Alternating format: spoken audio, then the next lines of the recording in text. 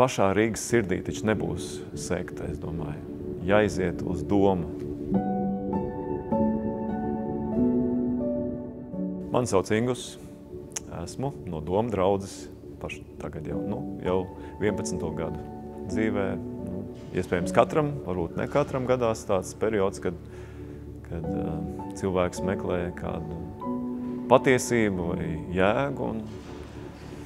Es lasīju dažādas grāmatas un izlasīju arī Bībeli.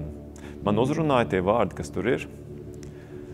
Un tad es domāju, kur es varētu atrast kāds domu biedrus. Un es tad vēl nebiju tā ļoti izglītots, kur ir kādas vai sektas, vai kur ir normāls draudzes. Un tad es domāju, pašā Rīgas sirdī taču nebūs sekta, es domāju. Jāiziet uz domu. Un tā es arī nonācu tieši domā. Es satiku tādus pretim nākošus sirsnīgus cilvēkus un arī foršus mācītājus, ar kuriem varēja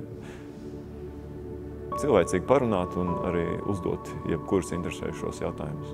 Arī draudzes tā ietvaros arī ir tās talkas, ka mēs braucam uz mācītāju mūžu pie Daugavas, visi kopā kaut ko daram, ir aboli, tā kā vākt aboli talkas, un vasarās mēs arī uz nometnēm braucam, lai visi kopā būtu un tā kā baudītu vasaru un viens otru klābūt un draudzību, vai ne?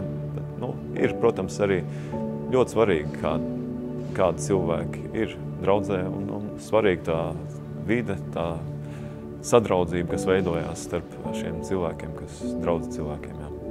Tas, ka šī ir tāda vēstures piesātināta ēka, es domāju, tas arī tādu labu bonusu vēl piešķir. Tieši, ka kristietība, kā saka, 2 gadu tūkstoši jau pagājuši kristietībā un šī vēsturiskā ēka, un viņi arī sev līdz nest šo vēsti, varētu teikt, jā, un var izsekot, kam viņi par godu ir celt, un jā, es domāju, nav jābaidās no tā.